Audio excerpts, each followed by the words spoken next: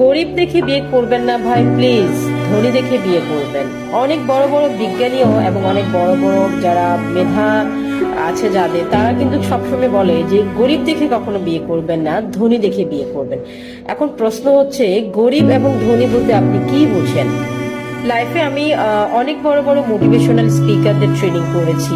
আমার মনে আছে আমি একটা ট্রেনিং এ একজন ট্রেনারের কথা শুনেছি, উনি বলেছে ধনী বলতে আপনি সেই মানুষটাকে বিয়ে করবেন যে অনেক বেশি ধনী হবে। আর ধনী বলতে সেটা হচ্ছে যে সে অনেক বড় স্বপ্নবাজ হবে, সে অনেক বড় স্বপ্ন সবসময় দেখবে, সে অনেক পরিশ্রমী একজন মানুষ হবে।